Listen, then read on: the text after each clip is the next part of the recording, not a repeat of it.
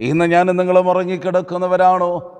അതുകൊണ്ട് പരിശുദ്ധനായ പൗലോസ് പറയുന്നു, ഉറങ്ങുന്നവരെ നിങ്ങൾ എഴുന്നേൽക്കുക, ക്രിസ്തു നിന്റെ മേൽ പ്രകാശിക്കട്ടെ.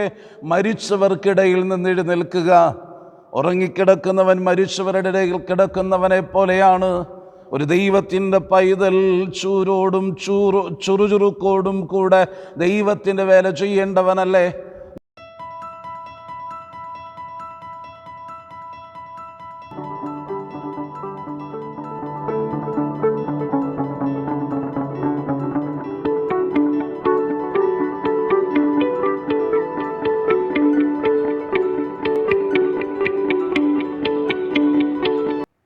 ത്രിയേക ദൈവത്തിൻ്റെ അതിപരിശുദ്ധമായ നാമം വാഴ്ത്തപ്പെടുമാറാകട്ടെ.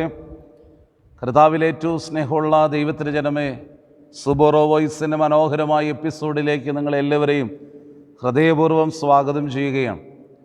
അനുഗ്രഹിക്കപ്പെട്ടവരെ, കഴിഞ്ഞ ദിനങ്ങളിലായി ദൈവവചനത്തോട് ചേർന്നിരുന്നുകൊണ്ട് എലിയാവിൻ്റെ ജീവിതാനുഭവത്തെക്കുറിച്ച് 1 രാജാക്കന്മാരുടെ പുസ്തകത്തിൻ്റെ 19-ാം അധ്യായത്തിൽ നിന്ന് ചില ചിന്തകൾ നമ്മൾ പഠിച്ചുകൊണ്ടിരിക്കുകയാണ്. എലിയാവിൻ്റെ ജീവിതത്തിൻ്റെ പരാജയത്തിൻ്റെ കാരണങ്ങളെക്കുറിച്ചുള്ള ചിന്തകളാണ് നമ്മൾ നൽകിക്കൊണ്ടിരിക്കുന്നത്. ഒന്നാമത്, അവൻ്റെ ജീവിതത്തിൻ്റെ പരാജയത്തിൻ്റെ കാരണം അവൻ്റെ ഭയമായിരുന്നുവെന്നും, രണ്ടാമത് അവൻ്റെ പരാജയത്തിൻ്റെ കാരണം അവൻ്റെ കൂട്ടായ്മ നഷ്ടപ്പെടുത്തിയ അനുഭവമായിരുന്നുവെന്നും, മൂന്നാമത് അവൻ്റെ പരാജയത്തിൻ്റെ കാരണമെന്ന് പറയുന്നത് അവൻ നിരാശനായി തീർന്നതാണെന്നും തിരുവചനം നമ്മെ ഓർമ്മപ്പെടുത്തി. അഞ്ചാമത് നമുക്ക് കാണുവാൻ സാധിക്കുന്നത്, അങ്ങനെ അവൻ ചൂരച്ചെടിയുടെ തണലിൽ കിടന്ന് ഉറങ്ങി എന്നുള്ളതാണ് നമുക്ക് കാണുവാൻ സാധിക്കുക. അവൻ ചൂരച്ചെടിയുടെ തണലിൽ കിടന്ന് ഉറങ്ങിപ്പോയി. അനുഗ്രഹിക്കപ്പെട്ടവരെ, ഏലിയാവിൻ്റെ ജീവിതത്തിൻ്റെ പരാജയത്തിൻ്റെ 4ാമത് കാരണമാണ് ദൈവത്തിൻ്റെ വചനം 5-ാം വാക്യത്തിൽ, 19-ാം അധ്യായത്തിൻ്റെ 5-ാം വാക്യത്തിൽ നാം ചിന്തിക്കുന്നത്, അവൻ ചൂരച്ചെടിയുടെ തണലിൽ കിടന്നുറങ്ങിപ്പോയി.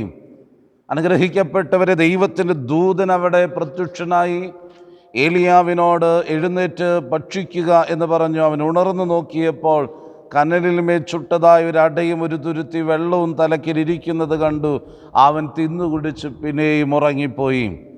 ദൈവത്തിൻ്റെ ദൂതൻ രണ്ടാമതും അവനെ തട്ടിയുണർത്തി അവനോട് പറയുന്നത്, നീ തിന്ന് കുടിക്കുക, ബലം പ്രാപിക്കുക, ഇനി നിനക്ക് ഓടേണ്ടതായിട്ടുണ്ട്. 40 രാവും 40 പകലും ഓടേണ്ടതായിട്ടുണ്ട്.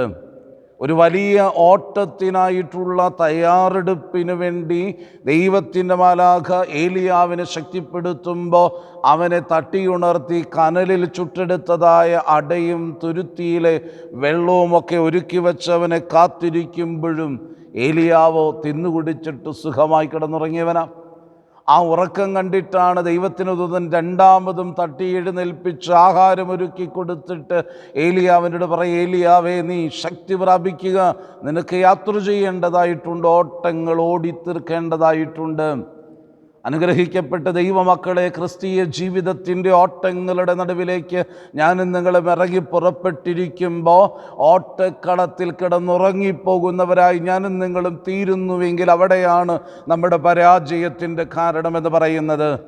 യഹോവയാം ദൈവത്തിൻ്റെ വിളി കേട്ടിറങ്ങി തിരിക്കപ്പെട്ടവൻ, സ്വർഗത്തിലെ ദൈവം മുഖാമുഖമായി സംസാരിക്കപ്പെട്ടവൻ, ജീവനുള്ള ദൈവത്തെ ലോകത്തിന് മുൻപിൽ വരച്ചു കാണിച്ചു കൊടുത്തവൻ, 400-ലധികം വരുന്ന ബാലിൻ്റെ പ്രവാചകന്മാരുടെ മുമ്പിൽ ഏകനായി നിന്നുകൊണ്ട് ബലിപീഠത്തിൽ യാഗവസ്തുവിനെ നുറുക്കി വെച്ച് കണ്ണുനീരോടെ പ്രാർത്ഥിച്ച് സ്വർഗത്തിൻ്റെ അഗ്നി സ്വർഗീയ സിംഹാസനത്തിൽ നിന്ന് ഭൂമിയിലേക്ക് ഇറക്കി ജീവനുള്ള ദൈവത്തെ ലോകത്തിന് വെളിപ്പെടുത്തി കൊടുത്ത കർമ്മേലിലെ കർമ്മധീരനായിരിക്കുന്ന ഏലിയാവാണ്.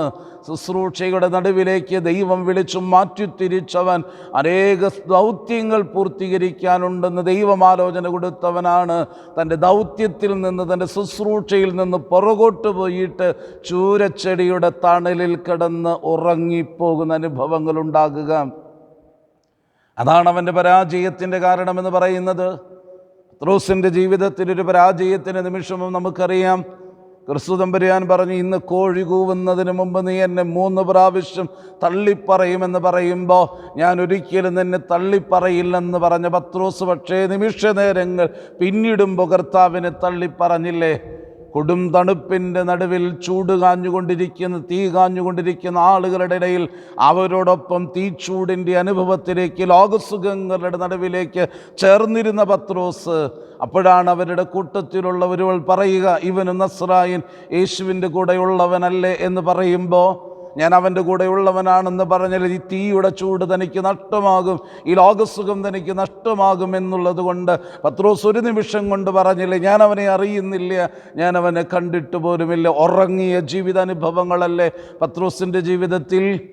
ഹൃദയവേദനയോടെ മശിഹാ തമ്പുരാൻ പ്രാർത്ഥിക്കുമ്പോൾ പ്രാർത്ഥനയ്ക്ക് വേണ്ടി വിളിച്ചു വേർതിരിച്ച അപ്പോസ്തലന്മാർ, പ്രത്യേകാൽ തിരഞ്ഞെടുക്കപ്പെട്ട മൂവർ സംഘം, ഞാൻ കണ്ണുനീരോടെ പ്രാർത്ഥിക്കുമ്പോൾ, ഹൃദയവേദനയോടെ പ്രാർത്ഥിക്കുമ്പോൾ എനിക്ക് വേണ്ടി നിങ്ങളും ഉണർന്നിരുന്ന് പ്രാർത്ഥിപ്പിനെന്ന് പറഞ്ഞ് ആക്കി വെച്ചിട്ട് ക്രിസ്തു തമ്പുരാൻ മാറി പ്രാർത്ഥിച്ചു തിരിച്ചു വരുമ്പോൾ കാണുന്നത് കൂർക്കം വലിച്ചുറങ്ങുന്ന അപ്പോസ്തലന്മാരെയല്ലേ?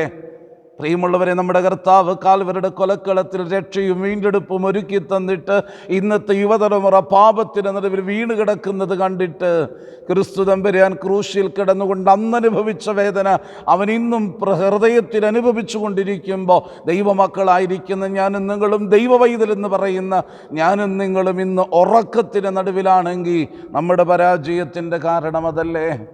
നമ്മൾ ഉറങ്ങിക്കിടക്കുന്നവരാണോ എന്ന് പരിശോധിക്കപ്പെടണം. ശാരീരികമായ ഉറക്കത്തെക്കുറിച്ചല്ല ഞാൻ പറയുന്നത്, ആത്മീയമായി ജീവിതത്തിൽ ഉറക്കം ബാധിക്കപ്പെട്ട അനുഭവങ്ങൾ. ലോകത്ത് നടക്കുന്ന പല സംഭവങ്ങളും കണ്ടില്ലെന്ന് നടിച്ച് സുഖമായി ഉറങ്ങിക്കിടക്കുന്ന ജീവിതങ്ങൾ. സ്വന്തം മക്കൾ വഴിതെറ്റിപ്പോകുമ്പോഴും അരുതാത്ത വഴികളിൽ സഞ്ചരിക്കപ്പെടുമ്പോഴും മക്കൾക്ക് വേണ്ടി ഒരിറ്റ് കണ്ണുനീരൊഴുക്കാനോ അവർക്ക് വേണ്ടി പ്രാർത്ഥിക്കാനോ അവർക്ക് വേണ്ടി ദൈവസന്നിധിയിൽ ഇടിവിൽ നിൽക്കുവാനോ കഴിയാതെ സുഖമായി ഉറങ്ങുന്ന മാതാപിതാക്കന്മാരുടെ ലോകം. പ്രിയമുള്ളവരെ, സ്വന്തം ഇടവകയിലെ മക്കൾ അന്യമായി പോകുമ്പോൾ, ദേവാലയത്തിൽ വരാതിരിക്കുമ്പോൾ, ദൈവത്തെ ആരാധിക്കാതിരിക്കുമ്പോൾ, പള്ളിയോടുള്ള ബഹുമാനം നഷ്ടപ്പെട്ട് ഇടവക ജനങ്ങൾ കടന്നു പോകുമ്പോൾ, ആത്മീയ നേതൃത്വം എന്ന് പറയുന്നവരിന്ന് സുഖമായി കിടന്ന് സുഖത്തിന് നടുവിൽ, ലോകസുഖങ്ങളുടെ നടുവിൽ ഉറങ്ങിപ്പോകുന്നവരാണെങ്കിൽ നമ്മുടെ പരാജയമല്ലേ അതെന്ന് നമ്മൾ പരിശോധിക്കപ്പെടണം. എവിടെയാണ് നമ്മുടെ പരാജയം? ഇന്ന് ഞാൻ നിങ്ങളും ഉറങ്ങിക്കിടക്കുന്നവരാണോ? അതുകൊണ്ട് പരിശുദ്ധനായ പൗലോസ് പറയുന്നു, ഉറങ്ങുന്നവരെ നിങ്ങൾ എഴുന്നേൽക്കുക, ക്രിസ്തു നിന്റെ മേൽ പ്രകാശിക്കട്ടെ, മരിച്ചവർക്കിടയിൽ നിന്ന് എഴുന്നേൽക്കുക. ഉറങ്ങിക്കിടക്കുന്നവൻ മരിച്ചവരുടെ ഇടയിൽ കിടക്കുന്നവനെ പോലെയാണ്. ഒരു ദൈവത്തിൻ്റെ പൈതൽ ചൂരോടും ചുറുചുറുക്കോടും കൂടെ ദൈവത്തിൻ്റെ വേല ചെയ്യേണ്ടവനല്ലേ? ദൈവം നമ്മെ വിളിച്ചാക്കിയിരിക്കുന്ന അന്ധകാരത്തിൽ നിന്ന് അത്ഭുത പ്രകാശത്തിലേക്ക് വിളിച്ചവൻ്റെ സൽഗുണങ്ങളെ ഘോഷിപ്പാനാണെങ്കിൽ ആ ദൗത്യമേറ്റെടുത്തുകൊണ്ട് ലോകത്തിന് അങ്ങോളം ഇങ്ങോളം ക്രിസ്തു സാക്ഷികളാകേണ്ട, ദൈവത്തെ ലോകത്തിന് മുമ്പിൽ വരച്ചു കാണിച്ചു കൊടുക്കേണ്ട, ക്രിസ്തുവിനെ ലോകത്തിന് മുമ്പിൽ ഉയർത്തി കാണിക്കേണ്ട ക്രിസ്ത്യാനി, ക്രിസ്തുവിനെ വിട്ടിട്ട് ക്രിസ്തുവില്ലാത്തവനായി അന്ധകാരത്തിന് നടുവിൽ ഉറങ്ങിക്കിടക്കുന്നവനാണെങ്കിൽ, ഇരുളിനെ സ്നേഹിക്കുന്നവനാണെങ്കിൽ, ഇരുളിനോട് ചേർന്ന് ഉറങ്ങിക്കിടക്കുന്നവനാണെങ്കിൽ നമ്മുടെ ജീവിതത്തിൻ്റെ പരാജയമല്ലേ? അതെൻ്റെ ജീവിതത്തിൻ്റെ പരാജയമല്ലേ? നിങ്ങളുടെ ജീവിതത്തിൻ്റെ പരാജയമല്ലേ? ഇരുട്ടിലിരിക്കാനോ കർത്താവ് നമ്മെ വിളിച്ചത്? അന്ധകാരത്തിന് നടുവിൽ കിടന്നുറങ്ങാനോ കർത്താവ് നമ്മെ വിളിച്ചത്? ദൈവത്തിൻ്റെ പകൽ വെളിച്ചത്തിന് നടുവിലേക്ക് സൂര്യനെ പോലെ പ്രകാശിക്കുന്ന ക്രിസ്തുവിനെ സാക്ഷിയാക്കിക്കൊണ്ട് ലോകത്ത് ഒരു പ്രകാശഗോളമായി തീരാൻ ദൈവം നമ്മെ വിളിച്ചിട്ട് നമ്മുടെ പ്രകാശത്തെ ഇരുളാക്കി കളഞ്ഞിട്ട് ഉറങ്ങിക്കിടക്കുന്നവരാണെങ്കിൽ നമ്മുടെ ജീവിതത്തിൻ്റെ പരാജയമല്ലേ? അതുകൊണ്ട് അനുഗ്രഹിക്കപ്പെട്ട ദൈവമക്കളെ, ഏലിയാവിനെ തട്ടി ഉണർത്തിയതായ ദൈവത്തിൻ്റെ ദൂതൻ ഇന്ന് ഈ ദിവസം നമ്മുടെ അടുക്കൽ കടന്നു വന്ന് തട്ടി ഉണർത്തി. ആ ദൈവത്തിൻ്റെ ദൂതൻ പറയുന്നൊരു വാക്കുണ്ട്, നീ ഉറങ്ങരുത്, ഉറങ്ങിക്കിടക്കേണ്ടവനല്ല, നീ എഴുന്നേൽക്കുക, നിനക്ക് അനേക ദൂരം സഞ്ചരിക്കാനുണ്ട്. നിന്റെ മുൻപിൽ ഒരു മഹത്വകരമായ ശുശ്രൂഷ നിനക്ക് പൂർത്തീകരിക്കാനായിട്ടുണ്ട്. ഒരു ഓട്ടം നിനക്ക് ഓടിത്തീർക്കേണ്ടതായിട്ടുണ്ട്.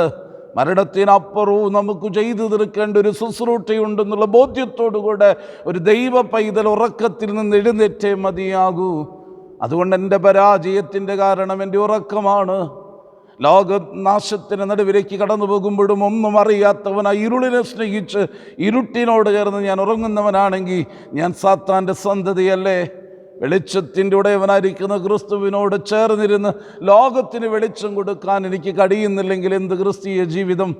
അതുകൊണ്ട് അനുഗ്രഹിക്കപ്പെട്ടവരെ, എൻ്റെ ജീവിതം ഉറങ്ങിത്തീർക്കേണ്ടതായിട്ടുള്ളതല്ല. എൻ്റെ ജീവിതം അന്ധകാരത്തോട് ചേർന്ന് തള്ളി നീക്കേണ്ടതല്ല. എൻ്റെ ജീവിതം വെളിച്ചത്തിനുടയവനായിരിക്കുന്ന ക്രിസ്തുവിൻ്റെ സാക്ഷിയാകാനാണെന്ന് തിരിച്ചറിവോടുകൂടെ ഉണർവിൻ്റെ വേല ചെയ്യാൻ നമുക്കിടയാകട്ടെ. സ്നേഹവാനായ ഞങ്ങളുടെ നല്ല ദൈവമേ, സ്വർഗീയ പിതാവേ, മനോഹരമായ നല്ല ദിവസത്തിന് നല്ല സമയത്തിനായി നന്ദിയോട് സ്തോത്രം. കർത്താവേ, നീ ഞങ്ങളെ വഴി നടത്തണമേ, നീ ഞങ്ങളെ അനുഗ്രഹിക്കണമേ. അങ്ങേമാരോട് ചേർന്നിരുന്ന് വിശുദ്ധിയോടെ ജീവിപ്പാൻ ഞങ്ങളെ ഒരുക്കണമേ. അവിടുത്തെ കൃപ കൊണ്ട് ഞങ്ങളെ നിറയ്ക്കണമേ. ഞങ്ങൾ ഉറങ്ങിക്കിടക്കുന്നവരാണെന്ന് ഇന്ന് നിൻ്റെ വചനം ഞങ്ങളെ ഓർമ്മപ്പെടുത്തി. കർത്താവെ, അന്ധകാരത്തിൽ നിന്ന് ഉണർന്നെഴുന്നേറ്റ് അത്ഭുത പ്രകാശത്തിൻ്റെ ശുശ്രൂഷ ചെയ്യാൻ ഞങ്ങളെ സഹായിക്കണമേ. എല്ലാ നന്മകളാലും ഞങ്ങളെ നിറയ്ക്കണമേ. പിതാവിൻ്റെയും പുത്രൻ്റെയും പരിശുദ്ധാത്മാവിൻ്റെയും നാമത്തിൽ തന്നെ ആമീൻ.